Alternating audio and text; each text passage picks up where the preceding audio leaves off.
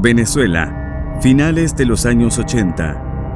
Un país que en las últimas décadas vivió sacudidas que marcaron su destino. El Caracazo de 1989 reveló la rabia acumulada de un pueblo cansado de la desigualdad. Los golpes militares de 1992 mostraron la fragilidad de la democracia y dejaron muertos en su camino. La llegada de Rafael Caldera intentó devolver estabilidad, pero abrió la puerta a un futuro incierto. Y en 1998... Hay solo dos opciones. Uno de nosotros será presidente y aquel que sea electo dejará una huella imborrable, porque marcará con su presencia, con su capacidad, con sus intenciones, con su carácter, con su capacidad de unir o desunir a los venezolanos, todo lo que va a ocurrir en Venezuela en los próximos 15 años. Hugo Chávez alcanzó la presidencia, iniciando un ciclo de polarización y deterioro institucional que aún pesa sobre la nación. Esta es la historia de cómo Venezuela pasó de la esperanza a la confrontación, de la protesta popular a la imposición de un proyecto que transformó su destino. Esto es Militorias, y así comenzamos.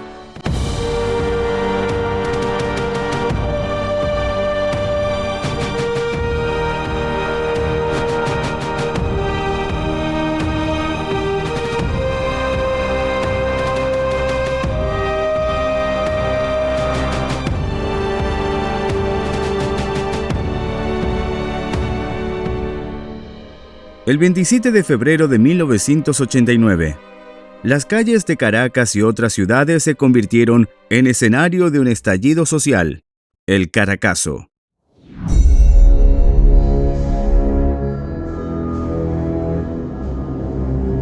En su segundo mandato, Carlos Andrés estaba convencido que debía enmendar su error y que su carisma bastaría para afrontar los ajustes económicos que debía tomar el país, para definitivamente enrumbarse al desarrollo.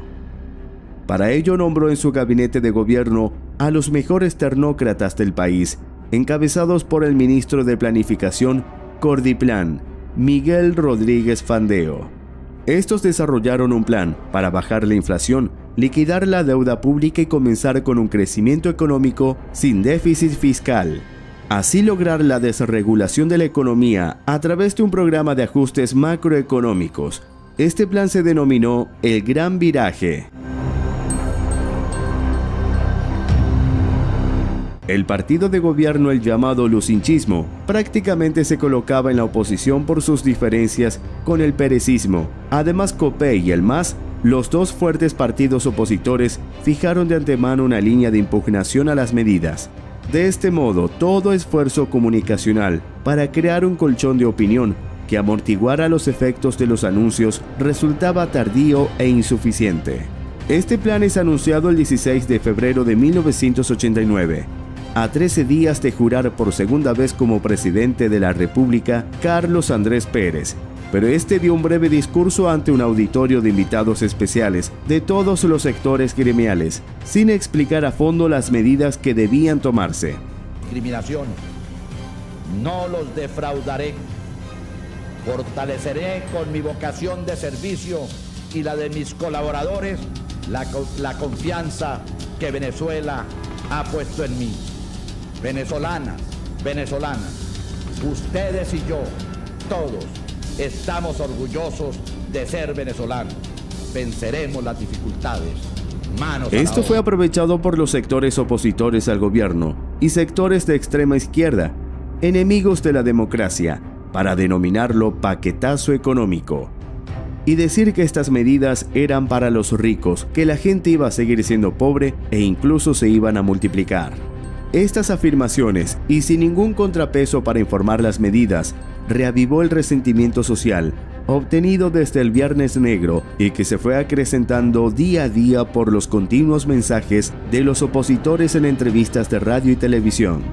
El 26 de febrero, el Ministerio de Energía y Minas anuncia el alza en 30% de los precios de la gasolina y el incremento de las tarifas del transporte público urbano e interurbano, también en un 30% a partir del 27 de febrero, válido para los 3 meses siguientes, después de los cuales podrían aumentarse hasta el 100%. Pero al día siguiente, los transportistas de la ruta interurbana de Guarenas-Caracas aumentaron el pasaje al 100%. Esto provoca que la población comenzara a protestar a los alrededores de la terminal de la localidad. A la hora y al ver que los transportistas no cedían a las exigencias de los usuarios y no salía ningún transporte, comenzó a llegar más gente que debía ir a sus sitios de trabajo en la ciudad capital, provocando congestión de aproximadamente 1000 personas. Pocos minutos llegó la prensa, quien comienza a informar de las protestas como era rutina. Y tengo que decir lo siguiente: nosotros nos estamos acogiendo a una decisión que tomó la Central Única con relación al aumento de la tarifa que estamos presentando, la tarifa vigente. Yo creo, según la información que tenemos, porque asistimos a una asamblea que fue convocada por el presidente de la Central, donde estuvo presente el comité ejecutivo y algunos funcionarios, algunos representantes de los diferentes organismos del Estado, el cual nos dieron por decisión que le diéramos cumplimiento a esa tarifa, el cual fue aprobada y discutida con diferentes organismos del Estado. En la gasolina se nos aumentaron las unidades, se nos aumentaron los repuestos y el aumento que se nos está dando, que es el 30%, casi estamos seguros que ese aumento de 30% va a estar vigente durante 5 o 7 años. Al poco tiempo comienza a ponerse violenta la protesta, rompiendo vidrios de los buses y carros de la terminal, y comienza el caos.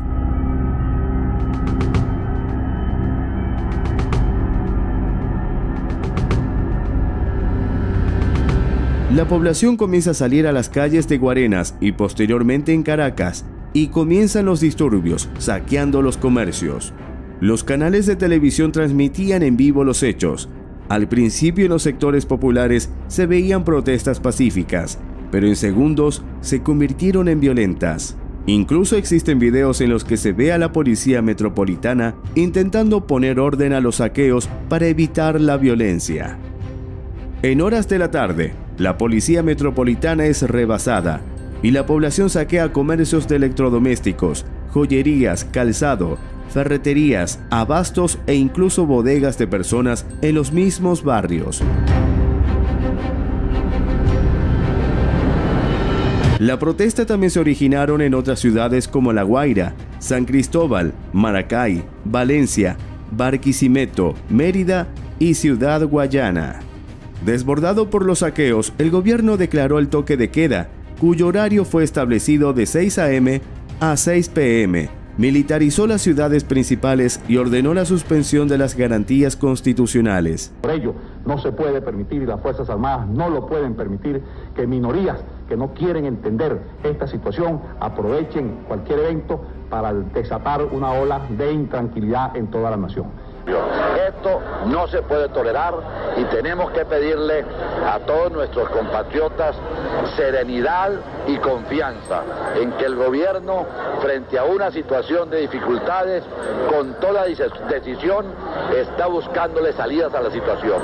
Reconocemos la dificultad y la dureza de las medidas, pero no hay otros remedios si queremos bienestar, si queremos beneficio para toda la colectividad. En la ciudad de Caracas es activado el Plan Ávila, el cual confería al ejército la custodia de la ciudad, habilitándolos para el uso de armas de guerra al momento de contener el motín, los saqueos y el vandalismo.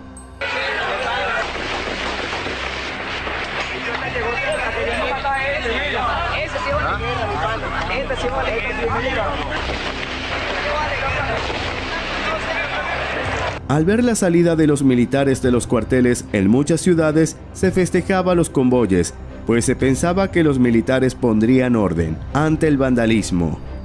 Pero para contener los hechos vandálicos, los militares hicieron uso de su armamento, pues en algunos casos había civiles armados que se enfrentaban a los militares y no obedecían las órdenes de volver a sus casas.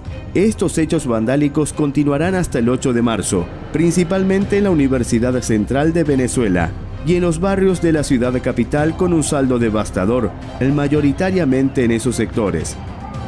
La represión fue brutal. Aproximadamente muertos y desaparecidos dejaron una herida abierta en la memoria nacional.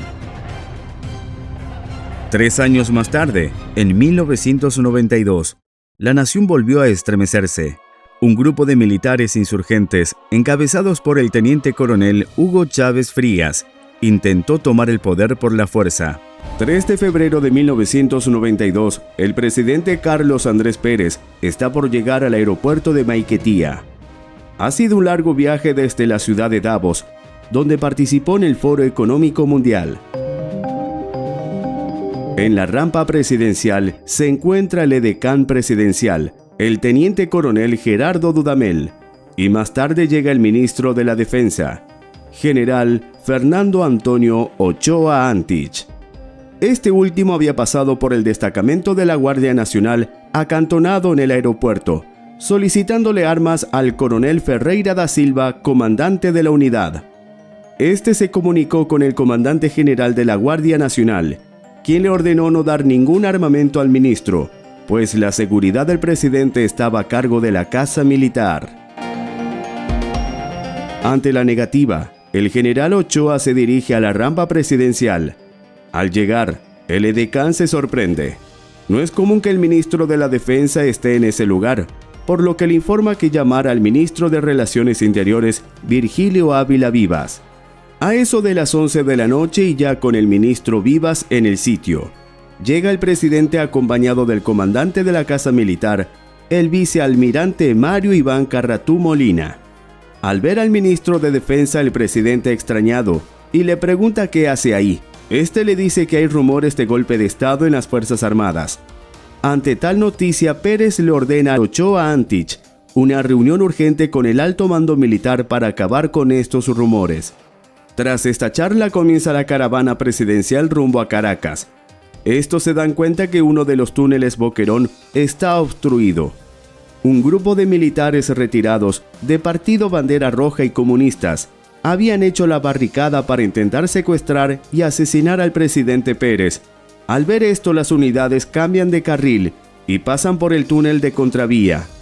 Es el primer aviso de una noche turbulenta. La caravana presidencial llega a La Casona, lugar de residencia del presidente. Unos minutos más tarde recibe una llamada. ¿Aló? Con Carlos Andrés Pérez. Advirtiendo que hay un levantamiento en el estado Zulia, al mando del teniente coronel Francisco Arias Cárdenas. Hay mucho ruido, pero oigo.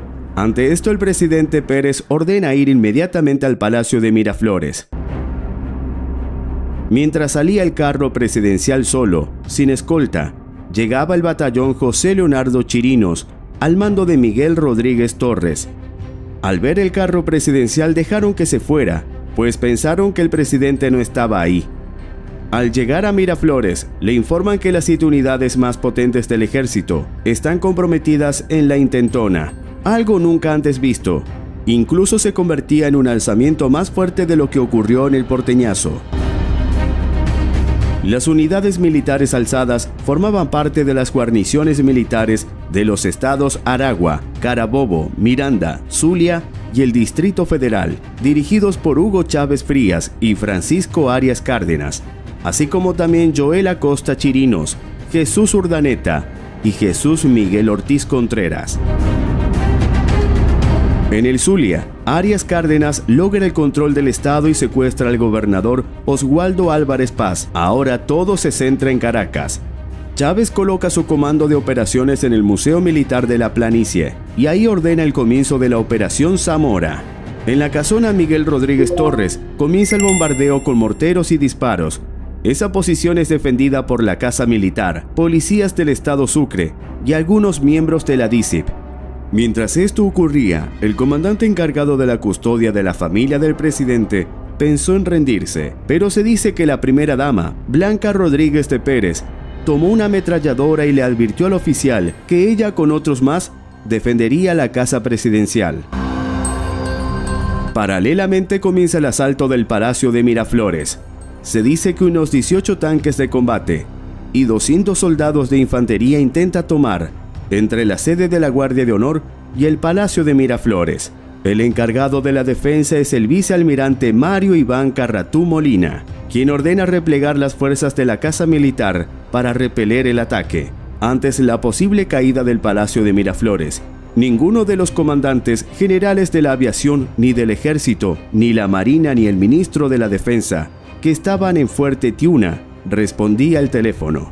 Solo el general Freddy Maya Cardona, comandante de la Guardia Nacional, informó que enviaría apoyo, pero una vez controlara la situación en su comando y en el Regional 5 que controlaba toda la zona de Caracas y el litoral central.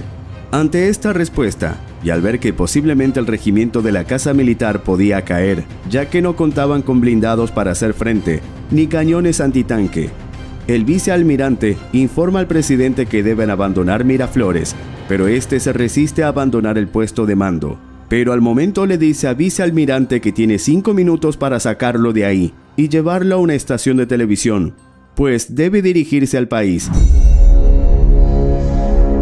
A las 1 de la mañana, el comandante hace los preparativos y junto al ministro de Interior y 3 escoltas salen del Palacio de Miraflores en medio de la balacera. En la vía, deciden ir al canal de televisión Televen, pues este tenía un programa que duraba hasta las 3 a.m., pero al final se decantaron por ir a Venevisión, pues tenía más alcance a nivel nacional. Así sale al aire ordenando a los militares volver a sus cuarteles. Venezolanas, venezolanos, me dirijo a toda la nación en estas horas de la madrugada porque se acaba de producir un hecho insólito que nos abochorna y nos apena. El regimiento de paracaidistas José Leonardo Chirinos en Aragua, desacatando su juramento y el mandato de la Constitución, se alzó contra la Constitución y contra el poder legítimamente constituido. Pretendieron por sorpresa tomar el Palacio de Miraflores y la Casona. El movimiento subversivo, antipatriótico, está siendo controlado. Los comandos de las Fuerzas Armadas están tomando la unidad del Castro. Me dirijo a todos los venezolanos para que juntos repudiemos este hecho y para que digamos de una vez por todas que en Venezuela es el pueblo quien manda y quien conduce los destinos de la nación y que su presidente cuenta con el respaldo de las Fuerzas Armadas y de todos los venezolanos. Esperamos que en el curso de las próximas horas quede completamente dominado el movimiento subversivo y que podamos seguir en paz y con toda decisión y confianza adelantando los grandes destinos de nuestra patria. Al ver estas imágenes, los soldados que estaban intentando tomar el Palacio de Miraflores se desmoralizaron.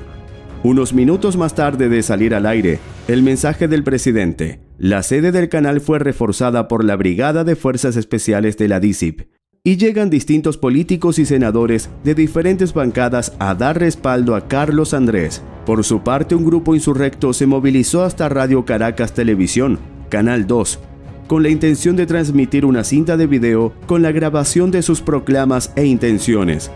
No obstante, fueron disuadidos por el personal de guardia, quienes les aseguraron que su cinta era incompatible con los equipos de la emisora. Hacia las 2 de la mañana, el presidente volvió a dirigirse al país, haciendo una relación de los mensajes de adhesión que había recibido de diversos mandatarios extranjeros e instituciones, y en su calidad de comandante en jefe de las Fuerzas Armadas, ordenó a los insurrectos deponer las armas. Precisión que las Fuerzas Armadas venezolanas están de pie junto a su presidente, a su comandante jefe, y que son grupos ambiciosos quienes han pretendido esta infamante, esta criminal tarea de destruir la democracia. Luego intervino Eduardo Fernández, para el momento secretario general del partido COPEI, quien expresó ante las cámaras su repudio al golpe y su adhesión al gobierno y a las instituciones democráticas. De las Fuerzas Armadas en todos los niveles. El deber de obediencia es a la Constitución Nacional. No puede ninguna orden de ningún oficial de ningún nivel intentar quebrantar el juramento de lealtad que todos los soldados han dado a la Constitución Nacional. Posteriormente llegan los primeros pelotones de la Guardia Nacional y comienzan a tomar el control de la ciudad. Además, el gobierno enfrentó la insurrección haciendo uso de unidades de policía, del Batallón de Infantería Simón Bolívar, de la 31 Brigada de Infantería, algunas unidades blindadas del Batallón Ayala, del Destacamento 51 de la Guardia Nacional y de aviones Bronco, Tucano y F-16.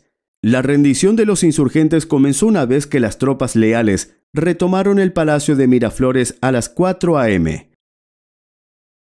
A eso de las 6 de la mañana, y ya con los alrededores del Palacio de Miraflores en calma, el presidente Pérez vuelve a la sede donde dan una rueda de prensa. Por su parte, Chávez, al ver su fracaso, sigue atrincherado en el Museo Militar, dando órdenes, pero ya todo está perdido.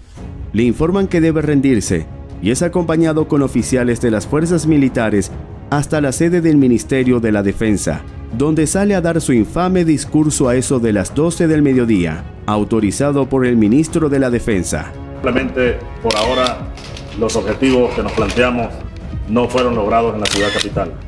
Es decir, nosotros acá en Caracas no logramos controlar el poder. Ustedes lo hicieron muy bien por allá, pero ya es tiempo de evitar más derramamiento de sangre, ya es tiempo de reflexionar y vendrán nuevas situaciones y el país tiene que enrumbarse definitivamente. Ese por ahora es interpretado por muchos como una promesa de que planeaba otro golpe de Estado.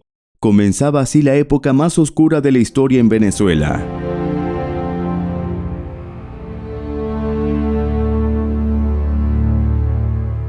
El golpe del 4 de febrero sacude las estructuras políticas del país. En el Congreso Nacional, la oposición y algunos sectores oficialistas exigen explicaciones. Los debates son tensos y las acusaciones vuelan. Se responsabiliza a Carlos Andrés Pérez no solo de la crisis económica, sino también de generar el clima de descontento que permitió la insurrección. Pérez, sin embargo, se mantiene firme en su discurso. Hemos defendido la democracia. Este es un país que no tolerará la subversión. 5 de febrero se convocó a una sesión bicameral extraordinaria en el Congreso, con el propósito de presentar a la consideración del Poder Legislativo. Uno de los políticos más infames y que tomó crédito político fue el senador vitalicio y expresidente Rafael Caldera, que por envidias y orgullo intentaba desestabilizar la democracia, haciéndose eco y defendiendo a los golpistas que habían tomado las armas de la República para atentar contra ella. Critica la situación del país y desestima la interpretación de magnicidio que defendía Pérez cuando las pruebas daban parte clara de las intenciones de los golpistas. Afirmar que el propósito de la sublevación fue asesinar al presidente de la República es muy grave. Por lo demás, se me hace difícil entender que para realizar un asesinato, así sea de un jefe de Estado, rodeado de todas las garantías y de todas las protecciones que su alta condición le da, haya necesidad de ocupar aeropuertos, pero sería ingenuo pensar que se trata solamente de una aventura de unos cuantos ambiciosos que por su cuenta se lanzaron precipitadamente sin darse cuenta de aquello en que se estaban metiendo. Hay un entorno, hay un mar de fondo, hay una situación grave en el país y si esa situación no se enfrenta, el destino nos reserva muchas y muy graves preocupaciones. Este discurso lo catapulta a la presidencia de la República, pero degenera aún más la frágil democracia de ese país. Pero otros políticos advirtieron lo que se venía en el país, como si de profecía se trataran. Uno de ellos fue el diputado David Morales Bello, quien describe la situación y advierte las consecuencias y planes de destrucción del país. Sorprende que una mente con tanta experiencia política como la del doctor Rafael Caldera se deje abrazar por la duda y plantee desde esta misma tribuna su no convencimiento acerca de que los golpistas persiguieran asesinar al presidente de la República. Pérez, quien también comprende lo que está viviendo el país tras años de lucha contra la guerrilla y grupos de izquierda radicales, intenta poner en orden el gobierno. Pero en medio de la tensión política, las calles también se convierten en un termómetro del descontento. Sectores populares que inicialmente veían a Pérez como un símbolo de modernización, ahora lo ven como el arquitecto de una política económica que profundizó la pobreza, aunque es sabido que las medidas del Gran Viraje eran las correctas para estabilizar la economía del país. Tras rendirse, Hugo Chávez es enviado al cuartel San Carlos de Caracas y posteriormente a la cárcel de Yare, un centro de máxima seguridad, pero con todas las comodidades de un hotel, pues tenían un itinerario en la cual destacaba leer libros, visitas, juegos de mesa, deportes, ver televisión e incluso cariñosas. Aprovechando las lapsas medidas de seguridad, Chávez junto a otros oficiales planean el segundo golpe de Estado. 2 semanas de la intentona, el Tribunal Militar II de Primera Instancia Permanente de Caracas anunció que había 133 oficiales, entre los cuales 24 fueron acusados de dirigir la rebelión y el resto de ser adherentes, y 967 soldados sometidos a investigación. A medida que el sol se eleva sobre Caracas, el descontento social acrecienta a la población. La situación política se fragmenta y el gobierno del presidente Carlos Andrés Pérez enfrenta una oposición cada vez más organizada. Las Fuerzas Armadas, en su mayoría leales a la Constitución, se ven atrapadas en esta maraña de lealtades divididas. Algunos sectores del ejército, impulsados por un sentido de insatisfacción y la promesa de un cambio, comienzan a cuestionar la autoridad del gobierno. La atmósfera es de desconfianza. Los rumores sobre un posible levantamiento circulan entre los militares, generando una sensación de inminente inestabilidad. Ya para el 5 de julio, muchos oficiales no son ascendidos, muchos por sospecha de estar involucrados en el intento de golpe del 4 de febrero, otros por no pasar los cursos de Estado Mayor. Esto acrecienta el resentimiento de muchos de ellos, lo cual comienza a decidirse por deponer al presidente. La clase media que había disfrutado de ciertos privilegios en épocas anteriores, comienza a sentir el peso de la crisis, provocada principalmente por la baja de los precios del petróleo y una continua sensación de corrupción en varios niveles del Estado. Grupos de estudiantes, trabajadores y sectores de la población se organizan para expresar su descontento. Las universidades se convierten en centros de adoctrinamiento de izquierda y los jóvenes, con su energía y determinación, ocupan las calles, alzando sus voces en contra de un sistema que perciben como injusto. La represión se intensifica y los enfrentamientos entre manifestantes y fuerzas de seguridad se vuelven más frecuentes. Los sectores más radicales de la oposición comienzan a prepararse para nuevas acciones y se intensifican las especulaciones sobre un posible nuevo movimiento militar. La desconfianza entre el gobierno y las Fuerzas Armadas se hace evidente, y los rumores de un inminente levantamiento resuenan en los pasillos del poder.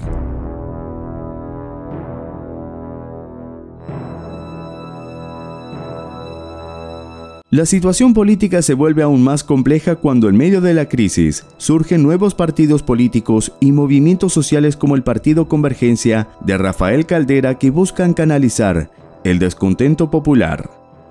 Los partidos políticos, así como la Confederación de Trabajadores de Venezuela, CTV, y Fedecámaras, apoyaron el sistema democrático. Días previos al 27 de noviembre, se llevan a cabo reuniones secretas entre oficiales militares y el líder Hugo Chávez, que aún se mantiene detenido. Se discuten estrategias y surgen nuevas alianzas. La atmósfera se vuelve electrificante y el país parece estar al borde de un cambio radical. Las viejas estructuras de poder están siendo desafiadas y la posibilidad de un nuevo rumbo se presenta. Es aquí donde comienza a gestarse una segunda conspiración, aunque en un entorno de reclusión, Chávez y sus aliados utilizan todas las herramientas a su disposición para reorganizarse. 9 meses después del primer golpe fallido, el 27 de noviembre de 1992, una segunda rebelión militar sacude al país. Esta vez es liderada por otro grupo de oficiales inspirados y orquestados por el movimiento que Chávez había iniciado. La mayoría de los aviones estaban en la base aérea Libertador en Maracay. Ahí en la madrugada los golpistas se hicieron con el control de aviones Bronco, Tucanos, Mirage y helicópteros. Tras la toma de la base, comenzaron con los despegues, con objetivos militares y civiles en las ciudades, principalmente Caracas y Barquisimeto. Uno de los aviones Bronco intenta lanzar cohetes exactamente después de que llegó uno de los cohetes cerca del palacio. En estos momentos, señores, ustedes pueden observar cómo acaba de caer un cohete cerca del Palacio de Miraflores. Sin embargo, y gracias a Dios no podemos sufrir daño. A las 4 de la mañana, tropas del ejército tomaron la televisora del Estado venezolana de televisión, al igual que el transmisor de los mecedores, con lo cual las señales de los canales 2, 4 y 8 quedaron bajo su dominio. Paralelamente comienzan los bombardeos a la base aérea La Carlota, al helicoide sede de la DICIP y el Palacio de Miraflores. Ante estos ataques, la población comenzó a preguntarse: ¿dónde están los F-16? Alejandro, llama a mi papá. ¿Por qué le están disparando? ¡Dispararon! Mira, ahí está, ¿ves? ¡Verga! ¡No puede ser! Mira el otro. ¡No puede ser! ¡Chamo, hasta los F-16! ¿Dónde están los F-16? ¡Disparó! En Barquisimeto, Teniente Coronel Guillermo Beltrán Bielma, jefe de escuadrón, y Elímenes Labarca, piloto escolta, están de guardia como pilotos de alerta como era habitual. Al enterarse del ataque en la capital, se disponen a salir al combate. Mientras el primer caza está de paraguas para que el segundo despegue, aviones Mirage disparan contra la pista y F-16 de los hangares para neutralizarlos, pero no logran su cometido. Destruyen varios aviones comerciales, pero los F-16 están listos para dar pelea. Al despegar, los pilotos pensaron que se trataban de aviones extranjeros hasta que sintonizaron con la torre de control de Caracas. Ahí, un subteniente que piloteaba un Bronco le dijo a William Fariñas que está en tierra: «Mi comandante, yo no voy a disparar porque ahí hay civiles». La respuesta de Fariñas fue: «Maldito, nuevo, dispara». Tras escuchar esa conversación, los pilotos de los F-16 entendieron que la única forma de persuadir a los golpistas era ganar la superioridad aérea, derribando a los aviones enemigos.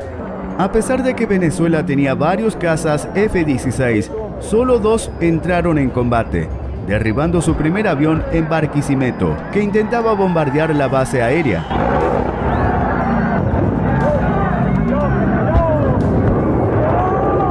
Posteriormente se dirigen a Caracas. Ahí entablan combates con aviones Bronco y Tucano, de los cuales derribaron uno y neutralizaron otro más, mientras comandos de la DICIP, leales al gobierno, toman la base aérea La Carlota y con una batería antiaérea derriban otro avión Bronco. En tierra, mientras el Canal 8 estuvo dominado por los rebeldes, se transmitieron alocuciones improvisadas desde la sede del mismo. En ellas, civiles y militares armados, utilizando un lenguaje elemental y violento, llamaban a la población a solidarizarse con el golpe y a salir a la calle a apoyarlo. Depongan las armas porque si no, nuestros aviones los bombardearán. El impacto producido por estas alocuciones fue demoledor para el éxito del alzamiento. El aspecto y el mensaje de los rebeldes, que no guardaba relación con las supuestas intenciones de los altos oficiales golpistas, generó temor y rechazo al movimiento en vastos sectores de la población y desmoralización entre los comprometidos con el alzamiento. En el aire, los golpistas, al ver la superioridad de los caza F-16, comenzaron a aterrizar sus aviones. Otros salieron huyendo a Perú, donde fueron recibidos por el dictador Fujimori. Mientras en tierra, los golpistas, al mando de Jesse Chacón, se refugiaron en el Canal 8, donde asesinaron a varios empleados del canal para posteriormente rendirse ante la Guardia Nacional. Este alzamiento militar no logró su objetivo, ya que las fuerzas leales al gobierno respondieron con firmeza al intento golpista. Y anoche se agudizaron los rumores porque desde hace una semana se nos venía diciendo que iba a estallar este movimiento y veníamos siguiéndole la pista constantemente, pero no expresado en posiciones militares, sino en posiciones civiles de los extremistas. de los que nos hicieron la guerra en 1960, de los que todavía están pensando que existe la Unión Soviética y que es posible todavía en Venezuela movimientos subversivos. ¿Y qué va a pasar con las elecciones del 6 de diciembre, presidente? Aquí no se alterará absolutamente nada. El pueblo venezolano, todos sus sectores, deben seguir trabajando confiados y seguros. Las Fuerzas Armadas son leales a la democracia, el gobierno continuará al frente de los destinos del país y los partidos políticos y todos los sectores de opinión le darán respaldo a la democracia nacional, que es lo que yo represento en estos momentos y lo que representaré hasta el momento en que en las elecciones del próximo año y luego el día de la toma de posesión ponga en manos del nuevo mandatario elegido por el pueblo los destinos de Venezuela. Las elecciones del 6 de diciembre no serán interrumpidas, nada va a pasar. Y así fue. Las elecciones regionales pautadas para esa fecha siguieron su rumbo, mientras en días posteriores un total de 500 oficiales y suboficiales fueron arrestados tras los acontecimientos, junto con 800 soldados sin rango y 40 civiles. No obstante, solamente 196 personas, entre civiles y militares, fueron llevadas a un tribunal militar, incluyendo a las que huyeron a Perú, a los que se le abrió un proceso en ausencia.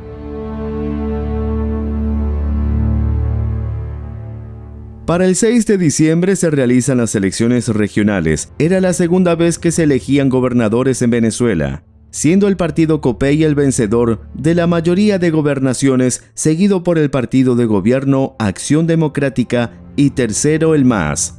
Estas elecciones sirvió para que en medios de comunicación se presentara como el fin de Carlos Andrés Pérez, aunque en cantidad de votos AD y Copey estaban empatados en un 32%.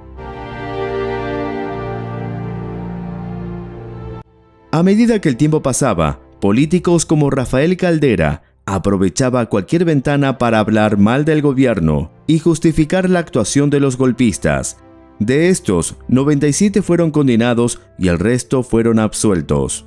Pero en marzo de 1993, la Corte Suprema de Justicia anuló los juicios y dentro del periodo de un año, todos los implicados ya habían sido liberados por los gobiernos de Ramón José Velázquez y Rafael Caldera, marcando un hilo de impunidad ante los hechos y en contra de las víctimas de aquel día.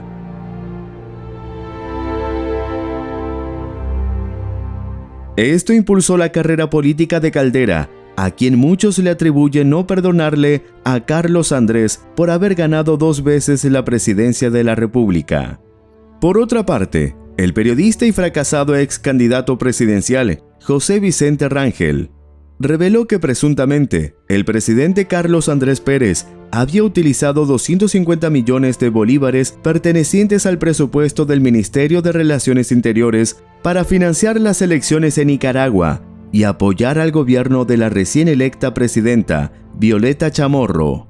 Esta misión secreta, denominada Operación Orquídea, fue ordenada por el gobierno de Pérez para enviar 40 policías venezolanos a Managua para custodiar a la presidenta Chamorro, pues en esos años ese país vivía la violencia de las guerrillas sandinistas, aliadas de Fidel Castro y los Contras. Esto sirvió para que el fiscal general Ramón Escobar Salom, uno de los denominados notables, un grupo de intelectuales críticos del gobierno de Carlos Andrés Pérez y para muchos los autores intelectuales de los golpes de Estado de 92, introdujera ante la Corte Suprema de Justicia una acusación en contra de Pérez por malversación de fondos. Tras presiones de diversos partidos, políticos, empresarios y medios de comunicación, en mayo de 1993, la Corte Suprema de Justicia determinó que había méritos suficientes para la apertura de un juicio en contra del mandatario. Así, el Congreso de Venezuela, que era controlado por el partido gobernante Acción Democrática, decidió destituir a Carlos Andrés Pérez del cargo de presidente para que enfrentara el proceso judicial. Además, lo expulsan del partido. Venezolanas, venezolanos, me dirijo a mis compatriotas en uno de los momentos más críticos de la historia de mi país y de los más difíciles en mi carrera de hombre público. Como no soy un acumulador de resentimientos, me equivoqué al suponer que todos actuábamos así y que las diferencias y los duelos políticos nunca serían duelos a muerte. Supuse que la política venezolana se había civilizado y que el rencor y los odios personales no determinarían su curso. Me equivoqué. Hoy lo estamos constatando. Nunca una coalición fue tan disímil. Cuando se retratan en grupo, aparecen señaladas como definiciones precisas de diversas etapas de la lucha política de los últimos 50 años. Rostros de derrotados o frustrados que regresan como fantasmas o como espectros, predicando promesas mágicas de resurrección. Fue en 1992 que brotó la soterrada conspiración civil que aprovechó astutamente la conmoción producida por la felonía de los militares golpistas. La misma conspiración de hoy que recurre a otros métodos porque se agotaron todos los demás, desde la metralla y el bombardeo implacable hasta la muerte moral. Si no abrigara tanta convicción en la transparencia de mi conducta que jamás manchará mi historia y en la seguridad del veredicto final de la justicia, no tengo inconveniente en confesar que hubiera preferido otra muerte. Quiera Dios que quienes han creado este conflicto absurdo no tengan motivos para arrepentirse. Desde mi posición de presidente, separado de mis funciones, retornaré a las luchas cotidianas, recorreré de nuevo a Venezuela, aunaré mis esfuerzos a los de mis compañeros de Acción Democrática para que la democracia se reponga de tan dolorosos quebrantos. Pido perdón a mis compatriotas por todos los errores que se me imputan, pero no me arredraré ante las dificultades. El 2 de febrero de 1994 entregaré la banda presidencial a mi sucesor. Lucharé hasta la entrega de mi vida porque la democracia no naufrague en este nuevo trance de azarosas dificultades que vamos a vivir. Buenas noches. Caía así el presidente que resistió 2 intentonas militares, pero que no pudo contra las ya corrompidas instituciones del Estado, que daban un duro golpe al Estado de Derecho. Pérez justificó los gastos investigados como legítimos, pues según él, tenían como motivación principal asegurar la estabilidad de Centroamérica después de años de conflictos en los que él había participado como mediador. Para culminar el periodo presidencial, es nombrado Ramón J. Velázquez como presidente encargado hasta celebrarse las elecciones generales del 5 de diciembre de 1993. El 5 de diciembre de 1994, tras una difícil situación, es elegido Rafael Caldera, de 78 años, vencedor por un escaso margen de votos y liderando una coalición de socialistas y socialcristianos que encabezaba el joven partido Convergencia. En las elecciones presidenciales del 5 de diciembre de 1993, Caldera, en su 6ª participación como candidato presidencial, se impone con el 30,5% de los sufragios a una larga lista de adversarios que encabezaban Claudio Fermín Maldonado por ADEC, Oswaldo Álvarez Paz por COPEI. El éxito de Caldera radica en su imagen de hombre honesto y conciliador, Todo esto en un contexto de una fuerte crisis económica y social, agudizada por el turbulento mandato del presidente Carlos Andrés Pérez. De luego que, repito, tenemos que disminuir el tamaño del Estado. Tras arrancar su mandato el 2 de febrero de 1994, a sus 78 años recién cumplidos, enfrenta el duro reto de recuperar la economía de la nación, que se encuentra fuertemente atacada por una vertiginosa inflación y un paralelo descenso de las reservas de divisas, medidas empleadas por el Banco Central de Venezuela en el intento de sostener al bolívar frente al dólar. De lo difícil de la situación, y sabe perfectamente que es imposible hacer milagros, ni los ofrecí en el curso de la campaña electoral, ni puedo ofrecerlos hoy.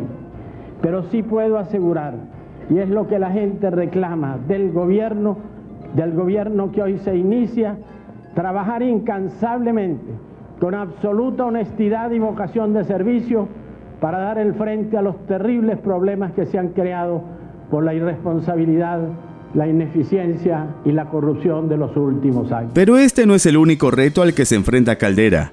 De igual forma tiene que lidiar y atender la crisis política, luego de la inestabilidad y la incertidumbre generada por los 2 intentos de golpe de Estado a la administración anterior.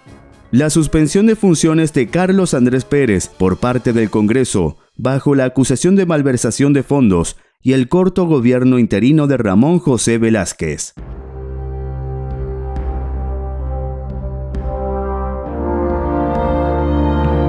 Para el presidente Caldera, también supone un gran reto afrontar su mandato con la minoría de representantes apoyados por su partido político en el Congreso Nacional. Se presenta la necesidad de adelantar negociaciones para favorecer una conformación de la directiva del Congreso de la República.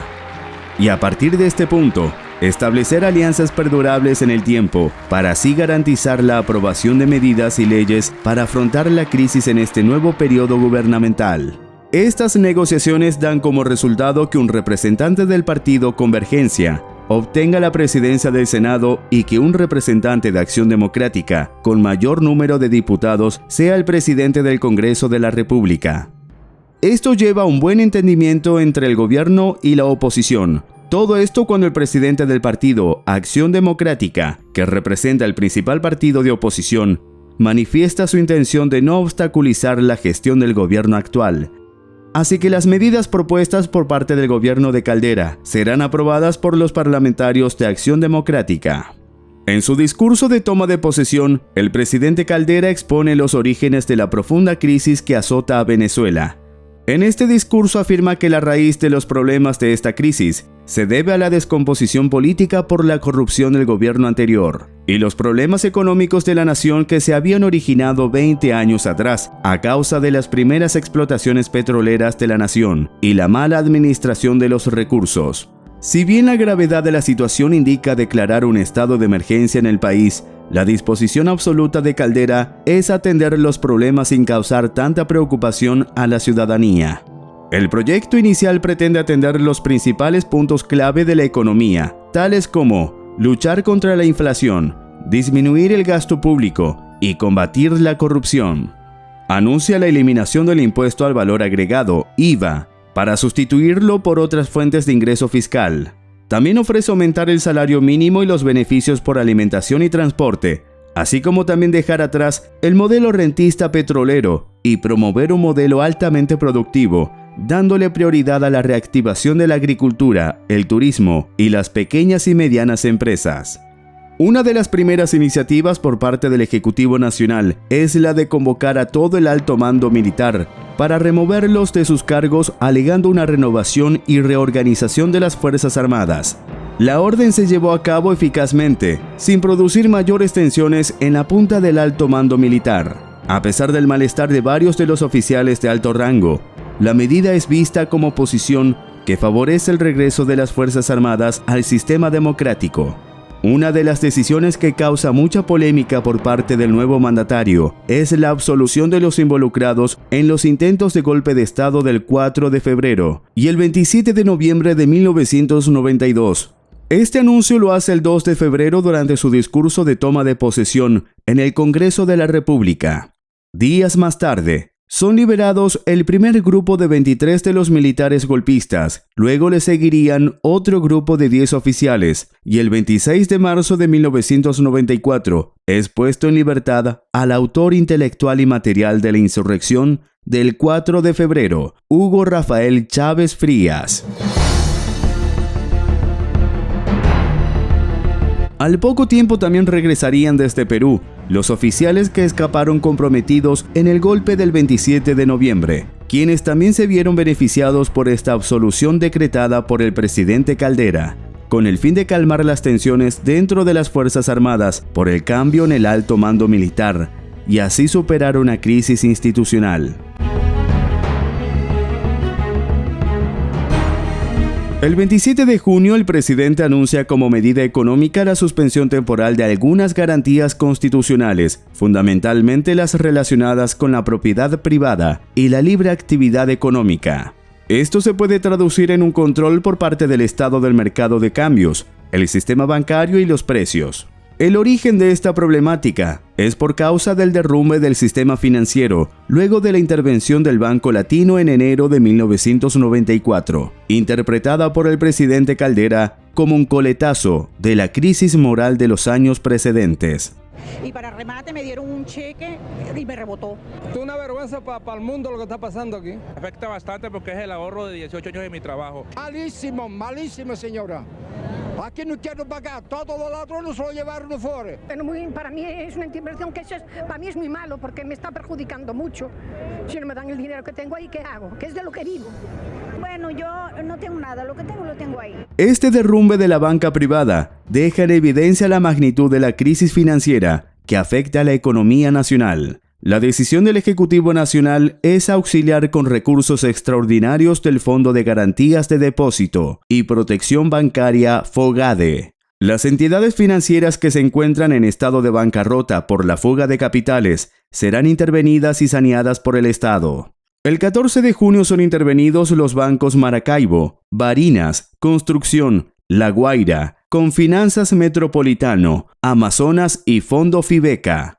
No obstante, los bancos Venezuela, Andino, Consolidado, el Grupo Financiero Latinoamericana Progreso, Principal, El Profesional, Ítalo-Venezolano y el Banco Federal pasan a manos del Estado.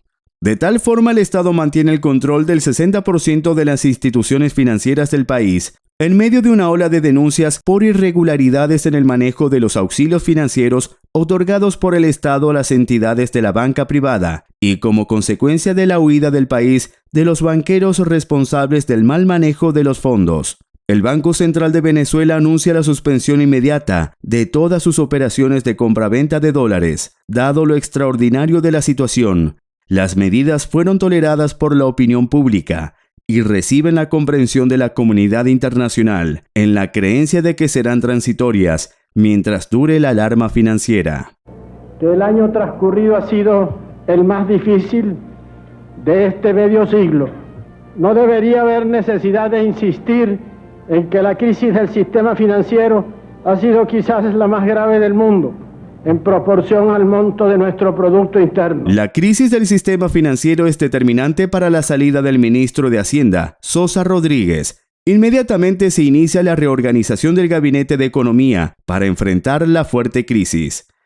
Para sustituir la salida de Sosa, en su lugar entra Luis Raúl Matos Azoka al despacho de Hacienda el 7 de febrero de 1995. Ante el fracaso del control para el cambio y de las medidas para superar la crisis en la nación, la disminución de las reservas naturales y el aumento de la inflación, que parecía indetenible, el gobierno de Rafael Caldera decide poner en marcha un plan económico que es presentado al país como la Agenda Venezuela.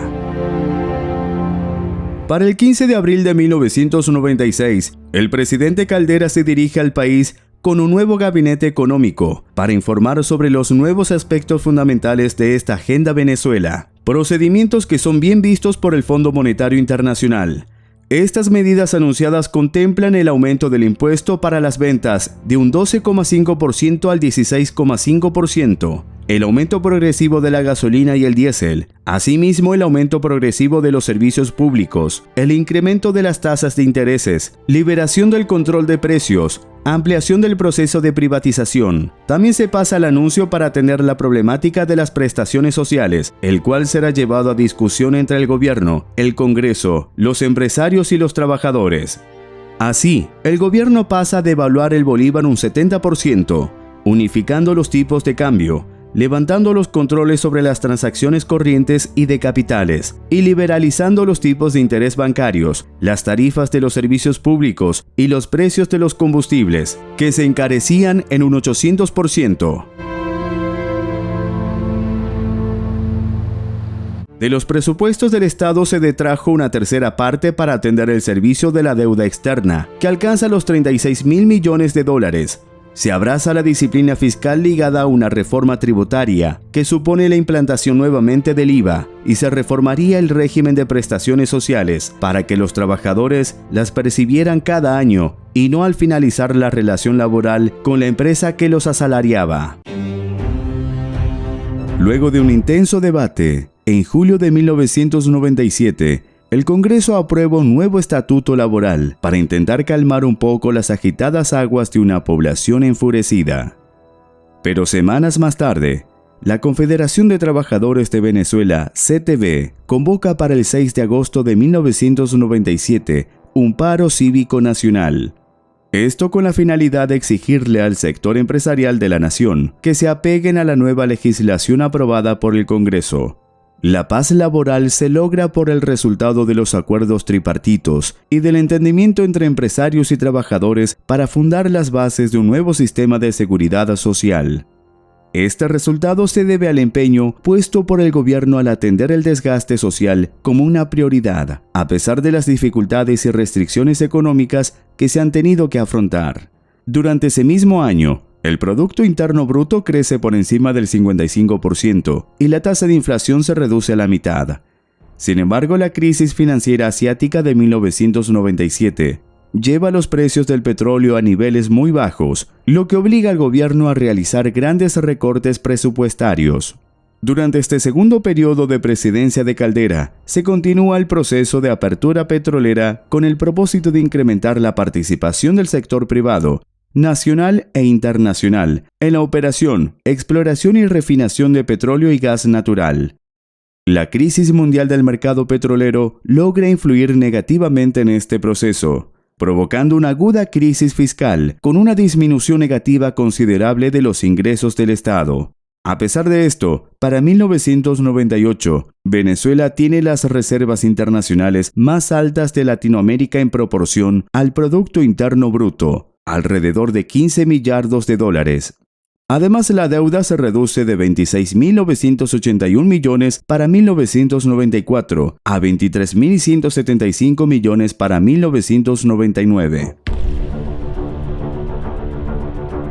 El segundo gobierno de Rafael Caldera también se caracteriza por las infraestructuras logradas pese a la problemática económica del país. Se inaugurarán diferentes obras en varias regiones del país.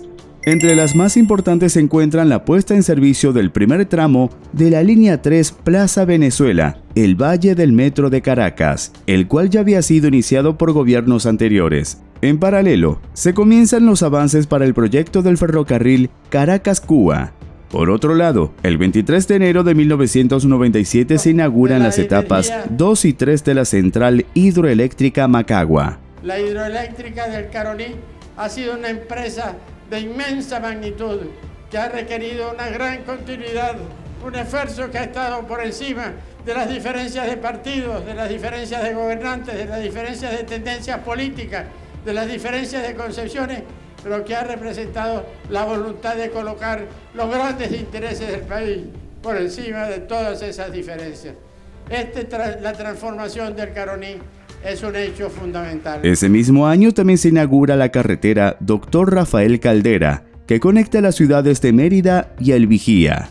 Además de estas obras, se destacan otras como la apertura y la prolongación de tramos de carreteras como San Carlos Agua Blanca de la autopista José Antonio Páez, San Juan de Uchire Clarines de la autopista Rómulo Betancourt, San Felipe La Raya de la autopista Centro-Occidental y El Dorado-Santa Elena de Guairén de la Troncal 10, además de la inauguración del Museo Jacobo Borges y el Museo Cruz 10. El 14 de octubre de 1997 es declarada nula la ley de vagos y maleantes por la Corte de Justicia. Entre las consideraciones para anularla, se encuentran que esta ley no juzga un delito o que se castiga al hombre por lo que es y no por lo que hace. También se prohíbe despedir a los trabajadores por su orientación sexual. También en 1997, Venezuela es sede de la 7ª Cumbre Iberoamericana. El presidente Caldera insiste en hacer de la corrupción el tema central de la cumbre. En junio de 1998 se lleva a cabo en Caracas la reunión inaugural de la 28ª Asamblea General de la Organización de los Estados Americanos. Para febrero de 1998 se da la despartidización del organismo electoral como está previsto en la nueva ley para el sufragio. Se elimina el Consejo Supremo Electoral y se sustituye por un nuevo ente rector llamado Consejo Nacional Electoral, CNE, integrado por independientes sin ningún vínculo previo con algún partido político. Pero las discusiones parecen intensificarse entre los principales partidos para definir las candidaturas presidenciales para las elecciones del nuevo periodo de gobierno, creando así una división a la unidad que se había gestado en el Congreso. Ante la imposibilidad de llegar a un acuerdo, un sector de la política aprovecha la situación de conflicto para emerger con nuevos partidos políticos. El penúltimo año de gobierno de Caldera enfrenta el regreso del estancamiento y nuevas desvalorizaciones del bolívar. La mala coyuntura del mercado petrolero tras 2 años de alzas, teniendo un efecto negativo en las rentas del Estado. Este comportamiento externo también influye negativamente en la estrategia del presidente Caldera para permitirle al capital privado internacional invertir en la compañía estatal de petróleos PDVSA. Esto confirma que la economía venezolana sigue atrapada en la renta petrolera. En un mensaje al Congreso tras la caída del precio del petróleo, el presidente Caldera anuncia que se harán modificaciones en los planes de inversión y también se reducirá la producción petrolera. Esto para ratificar la disposición de su gobierno a garantizar la estabilidad industrial. Ya para el último año de gobierno, como consecuencia de la crisis financiera mundial, la caída del precio del petróleo, el déficit fiscal y la necesidad de nuevos ajustes al presupuesto, el presidente Caldera presenta ante el Congreso un proyecto de ley habilitante que divide la opinión de la oposición. Pero finalmente es avalada por Acción Democrática y COPEI, aprobando así la ley habilitante para resolver problemas como la aprobación del Fondo de Estabilización Macroeconómica, un nuevo régimen de aduanas, el refinamiento de la deuda pública y la liquidación del Instituto Venezolano del Seguro Social. No todo es negativo. A pesar de las restricciones presupuestarias, el segundo gobierno de Caldera logra impulsar importantes obras como la ampliación del Metro de Caracas y construcción de autopistas clave, represas como Macagua 2 y avances en Yacambú-Quibor, 350.000 nuevas unidades habitacionales, la inauguración del Museo Jacobo Borges y el apoyo al Sistema Nacional de Orquestas. El 2 de enero de 1999, el presidente Caldera se dirige por última vez a la nación, expresando que le habría gustado hacer más por las situaciones adversas que enfrentaba el país durante su gobierno. Pero lamentablemente las circunstancias no habían sido favorables, destacando también los esfuerzos realizados por preservar la paz en todos sus aspectos, ya que en su opinión, la paz política había permitido que las diferencias lograran ser solventadas sin alterar el orden público. También manifiesta su confianza en la continuidad de la institucionalidad democrática para esta nueva etapa en la historia de Venezuela, ya que solo en el respeto a la institucionalidad está la clave para realizar los cambios que el país aspira. Ahora, como muestra de incapacidad para concordar, los partidos Convergencia, Acción Democrática y COPEI no presentan candidatos a las elecciones presidenciales del 6 de diciembre de 1998, poniendo las cosas más fáciles a Chávez.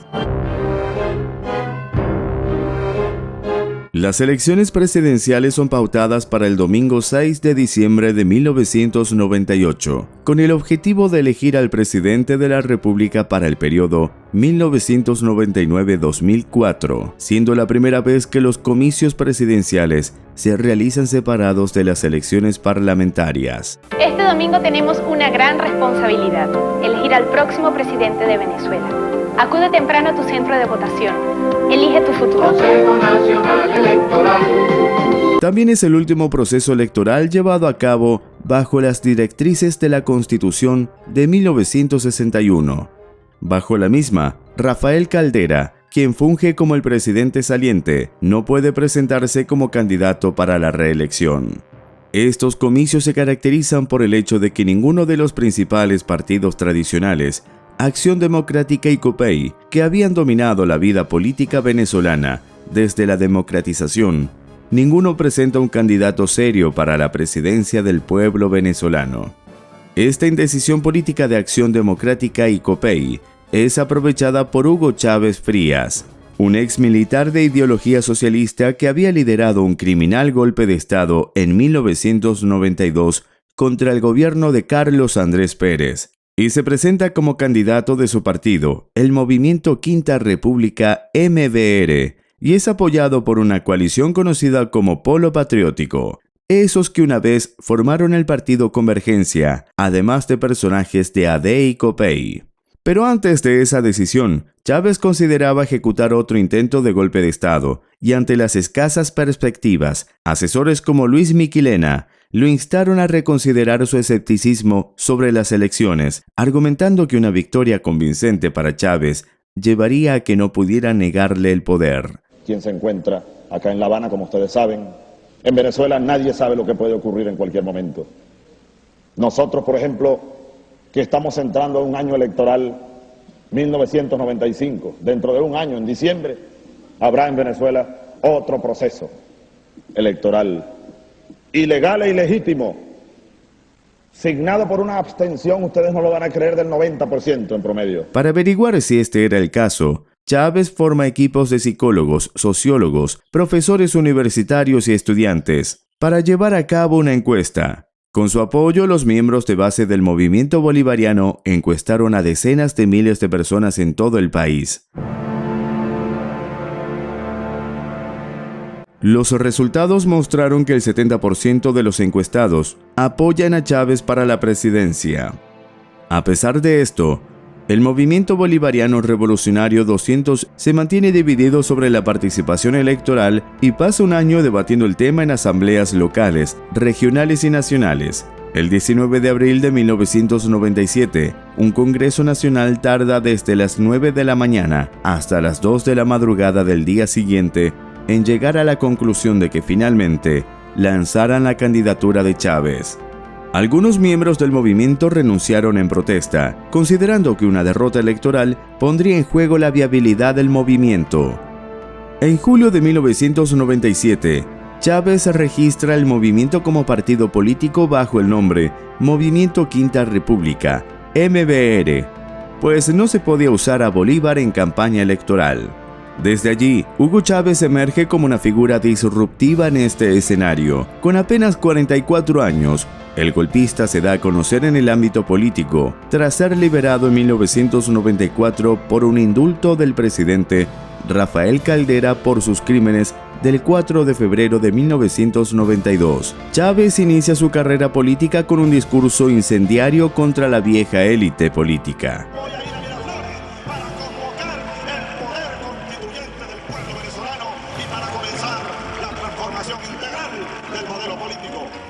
Se presenta como un supuesto hombre del pueblo que promete refundar Venezuela a través de una asamblea constituyente que redactará una nueva constitución. El escenario político de 1998 se encuentra fragmentado.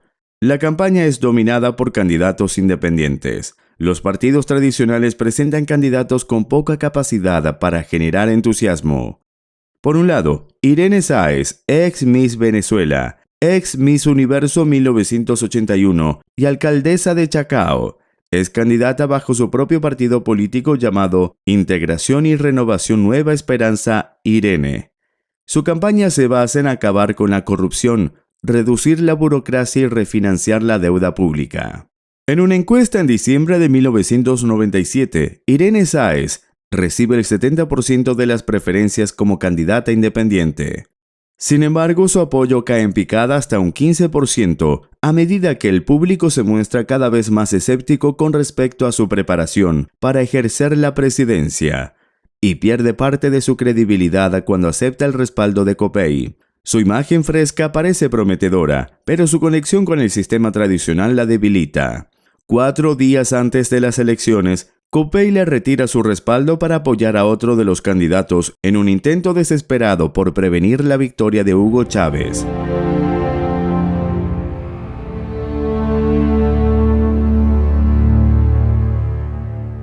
Por otro lado, el Comité Directivo Nacional de Acción Democrática postula a Luis Alfaro Úcero, un político veterano que no logra conectar con los jóvenes ni con los sectores populares, y al igual que Irene Sáez con Copey, faltando pocos días para los comicios, el Comité Directivo de Acción Democrática le retira su apoyo para respaldar un candidato más capaz y con más aceptación popular para derrotar a Hugo Chávez.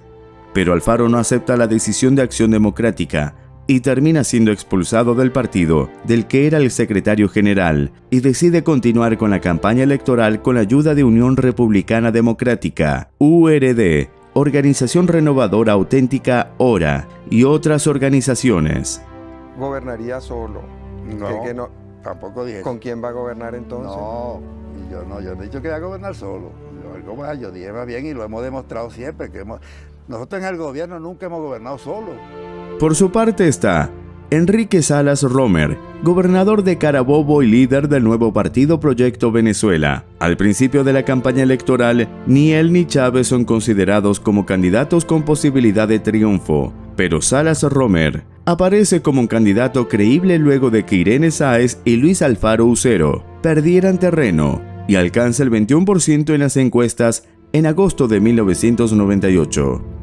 En el curso de su carrera política, Salas Romer crea en 1995 el partido político Proyecto Venezuela. Esto le permite inscribir su candidatura para los comicios presidenciales de 1998. A pocas semanas de las elecciones, los partidos Acción Democrática y Copey, en una acción desesperada, dan el apoyo a Salas Romer, quien acepta el respaldo de estos partidos manteniendo distancia con el liderazgo que representan estas organizaciones en la nación. Lo mejor, allá en Barrio Central hay un callejón que cada vez que llovía había inundación, pero llegó Salas Romer y le buscó la solución, tapó todos los huecos y parecía urbanización. Empezó a usar Salas Romer empezó. En contraste, Chávez lanza una campaña cargada de aparente carisma y populismo. Su discurso es directo y se enfoca en la necesidad de una revolución pacífica para supuestamente devolverle el poder al pueblo. Irónicamente promete luchar contra la pobreza, eliminar la corrupción y poner fin al dominio de las élites políticas. Con su partido recién fundado, el Movimiento Quinta República, Chávez recorre estratégicamente todo el país para conectar con los sectores más marginados. En el transcurso de 1998, se hace cada vez más claro que la campaña es una carrera entre Enrique Salas Romer y Hugo Chávez. Sin embargo, el apoyo a Chávez crece exponencialmente de un 5% en septiembre de 1997 hasta más del 10% a fines de febrero de 1998. En mayo, ya supera el 30% y en agosto, las encuestas lo colocan por primera vez al frente con un 39% contra el 38% de Salas Romer. Varias personas intentaban advertir las consecuencias que podía traer el gobierno del golpista Chávez, pero no fueron escuchados. Y estas elecciones no van a ser un torneo para escoger un buen presidente, un buen Congreso, sino esto va a ser para nombrar unos vengadores que resarzan al país de los daños que se nos han causado. Y por supuesto, esto no es nada bueno y pudiera ser que algo de eso que se hiciera estaría en el buen sentido de la justicia, pero los daños que se les darían al país serían muchísimo mayores. Hay solo dos opciones. Uno de nosotros será presidente y aquel que sea electo dejará una huella imborrable porque marcará con su presencia, con su capacidad, con sus intenciones, con su carácter, con su capacidad de unir o desunir a los venezolanos, todo lo que va a ocurrir en Venezuela en los próximos 15 años. La situación es difícil, pero yo me siento profundamente optimista. Allá arriba en el firmamento, en alguna parte está escrito de que vamos a triunfar. Yo tengo gran fe en Venezuela.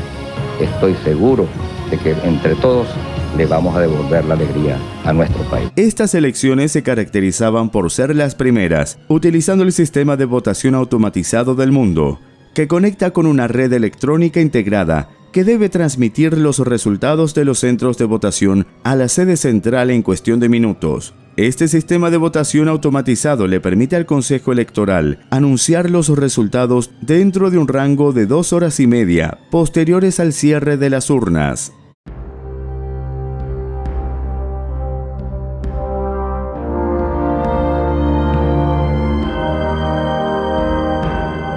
El 6 de diciembre de 1998 llega el día de las elecciones. Venezuela despierta dividida entre la esperanza y el miedo. Las urnas se llenan rápidamente y la participación es masiva en comparación con elecciones anteriores. Hugo Chávez obtiene el 56,20% de los votos. En segundo lugar queda Enrique Salas Romer con el 39,97%. Le siguen Irene Sáez con 2,82% y Alfaro Úcero con 0,42% de los votos. El triunfo de Chávez marca el colapso del sistema bipartidista y la entrada de una nueva era política en Venezuela, el nacimiento de la llamada Revolución Bolivariana y el chavismo. La euforia de sus seguidores inunda las calles, mientras que sus detractores observan con preocupación lo que viene. Durante los meses siguientes, Chávez se prepara para asumir el cargo, pero ya deja claro que su proyecto no será una simple continuación de lo anterior.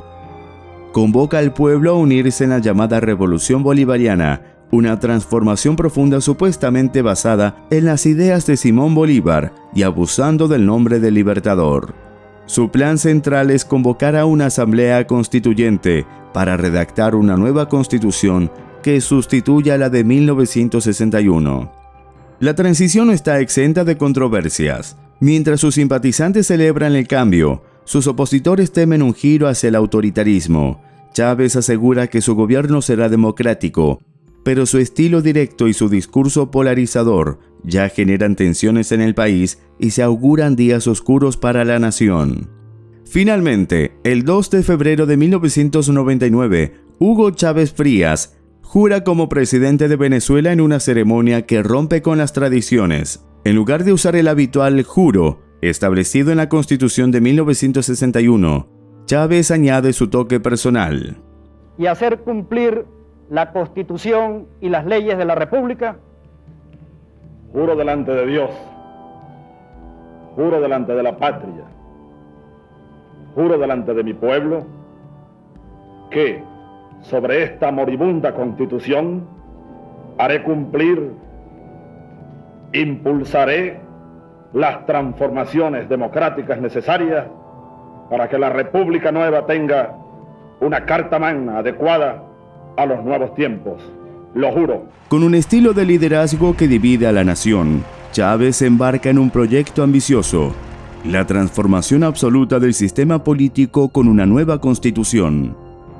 Sin embargo, su primer año en el poder está plagado de controversias, enfrentamientos y señales de un país al borde de un cambio irreversible. Así comenzamos.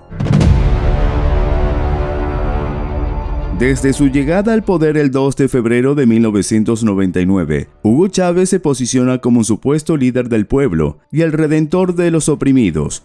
Con su uniforme militar y sus discursos cargados de frases incendiarias, Chávez no deja espacio para dudas. Viene a destruir el viejo orden. Su juramentación es solo el inicio de la tan mencionada Revolución Bolivariana.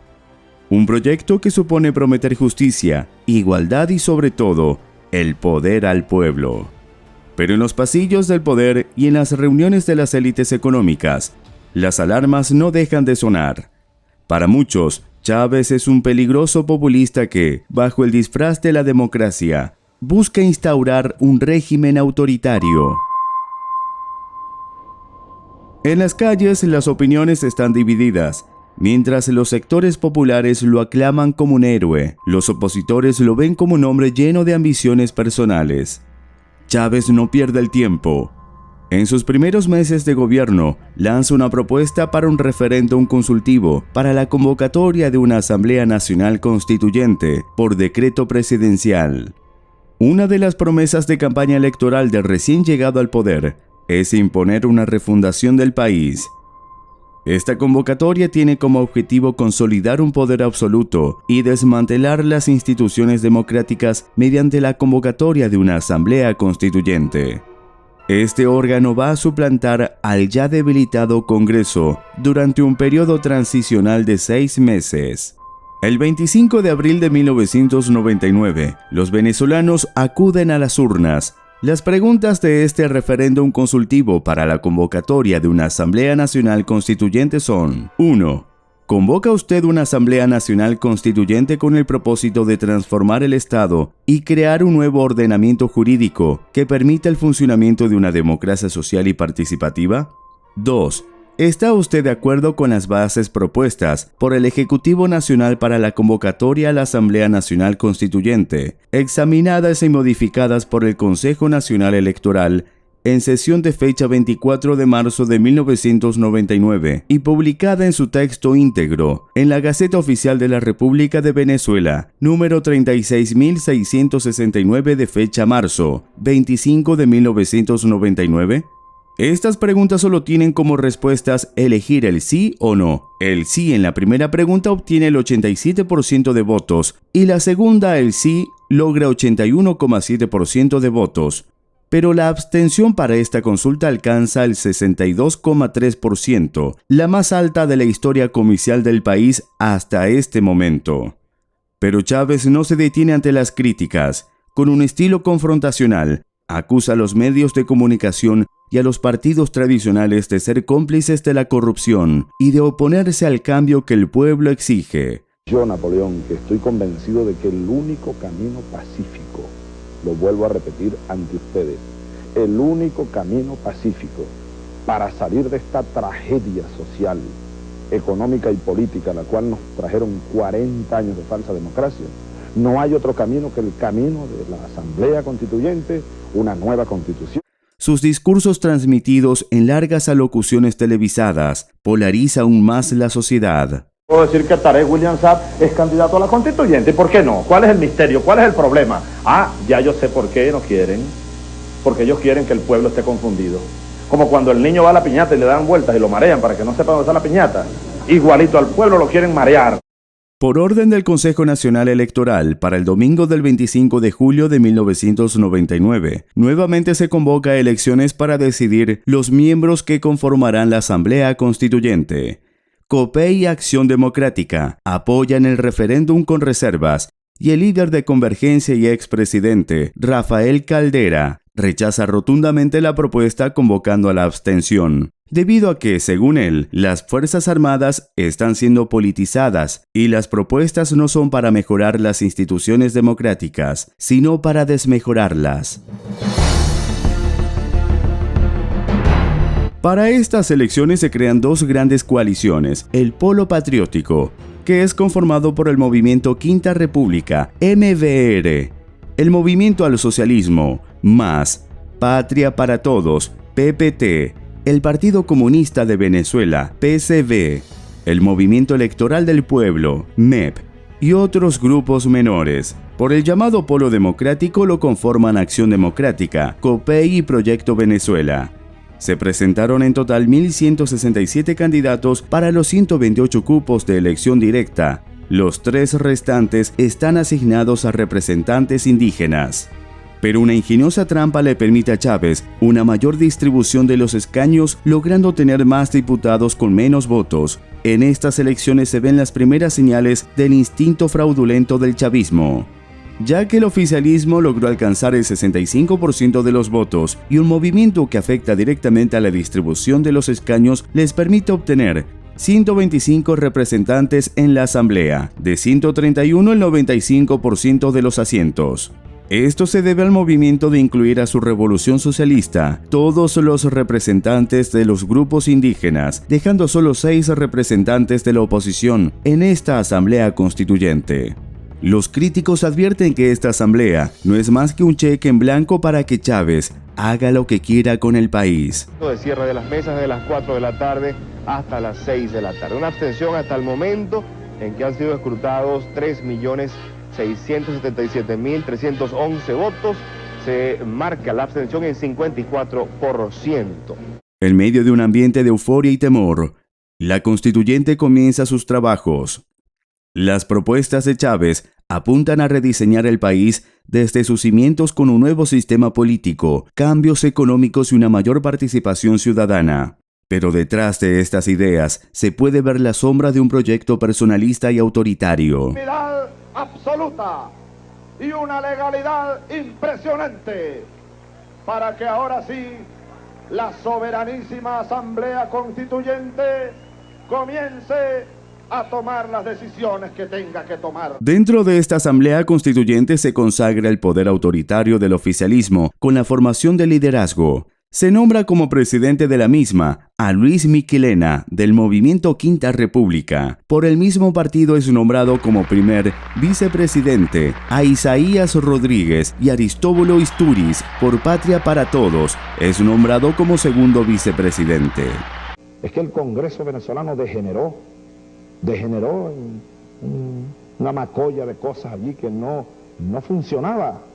Ahora la Asamblea Constituyente deberá emitir actos constituyentes para asumir las funciones legislativas. Ahora habrá que elegir el próximo año una Asamblea Nacional unicameral que aparece aquí en la nueva Constitución. Con el respaldo de la constituyente, Chávez inicia una purga de las instituciones del Estado. El Congreso es desplazado por la Asamblea Constituyente y la Corte Suprema es intervenida por una comisión encargada de investigar el desempeño de todos sus magistrados. Los funcionarios que se oponen a las reformas son despedidos o marginados. Más de 1.200 jueces son expuestos y se procede a su despido. Hasta que finalmente la presidenta de la Corte Suprema de Justicia renuncia a su cargo acusando el fin del Estado de Derecho. Tengo que pedirles a los venezolanos y al mundo que me perdonen, pero formada en democracia no puedo participar en lo que considero atentatorio a ella. Estimo que al acatar el decreto de la Asamblea Nacional Constituyente que acuerda la emergencia judicial, la Corte Suprema se autodisuelve. Yo no puedo formar parte de una ficción de Corte Suprema. Sencillamente, la Corte Suprema de Justicia de Venezuela se suicidó para evitar ser asesinada. El resultado es el mismo: está muerta. Así comienza la disolución de la Corte Suprema de Justicia y se le da paso a un nuevo órgano llamado Tribunal Supremo de Justicia, TSJ. Para los seguidores de Chávez, esto es un acto de justicia, pero detrás del telón, este es el inicio de una dictadura encubierta. Las tensiones aumentan cuando la constituyente aprueba la posibilidad de reorganizar los poderes públicos. Este movimiento concentra aún más el poder en manos de Chávez y sus aliados, lo que provoca protestas en sectores opositores. Los medios, mientras tanto, se convierten en campo de batalla. Algunos canales y periódicos respaldan al presidente, mientras otros denuncian sus acciones como una amenaza a la democracia. Finalmente, el 15 de diciembre de 1999, la nueva Constitución es sometida a referéndum. Este documento, conocido como la Constitución Bolivariana, establece cambios profundos tales como una nueva estructura del Estado, la posibilidad de reelección presidencial inmediata y un enfoque en los derechos sociales. Chávez lo vende como el marco legal para una nueva Venezuela, una patria de igualdad y justicia. El referéndum obtiene un apoyo positivo para el chavismo, pero la abstención supera el 50%, un claro indicio de que no toda la población respalda al presidente. Sin embargo, Chávez celebra la victoria como mandato para continuar con su revolución.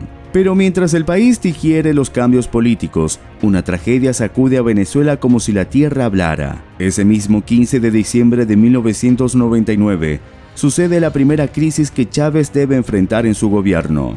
Debido a las fuertes lluvias que no habían parado desde el 5 de diciembre, donde se declara una alerta de emergencia en el estado Vargas, debido a las fuertes lluvias que no parecen cesar. Los días 15, 16 y 17 de diciembre, un conjunto de deslaves, corrimientos de tierra e inundaciones azotan al estado Vargas. A esto se le conoce como la tragedia de Vargas, el día que la montaña bajó al mar. Este suceso aparece en el libro del récord Guinness como la tragedia con mayor número de víctimas mortales por un alud de barro. El saldo de víctimas no es confirmado con exactitud, pero el número de víctimas mortales ronda las 30.000 personas, más de 5.300 edificaciones destruidas, y se logran evacuar más de 100.000 personas. Los daños son calculados alrededor de $2.000 millones y la destrucción de La Guaira es total. Ante esto, Chávez envía un mensaje al país en cadena nacional de radio y televisión. Me llegó el último reporte y debo decir con inmenso dolor que en el estado Vargas, hasta ahora, y pidamos a Dios que no haya más víctimas, hasta ahora me informan que han sido rescatados 37 cadáveres. Así que pidamos a Dios por el descanso eterno de estos compatriotas, desde lo profundo, desde lo más profundo de nuestra alma, de nuestro corazón, nuestro sentimiento de pesar a sus familiares, a sus vecinos, a tanta gente que tanto ha luchado, Dios mío, y que tanto ha esperado un renacimiento como el que hoy estamos viendo, el que hoy estamos presenciando. Diversos países de todo el mundo muestran su solidaridad y prestan ayuda. El rescate de los supervivientes inicia de manera tardía días después de esta lamentable tragedia. La coordinación de rescate está a cargo del gobierno nacional, participando soldados de los 4 componentes de las Fuerzas Armadas del país, así como la Policía Metropolitana, la Organización de Defensa Civil y cientos de voluntarios que se sumaron a esta labor. Se usa como base de operaciones al Aeropuerto Internacional de Maiquetía Simón Bolívar, ubicado en la costa del litoral central. Desde la misma son transportados los sobrevivientes hasta los distintos refugios organizados por el gobierno, siendo el principal de estos el ubicado en el Poliedro de Caracas, en la ciudad capital.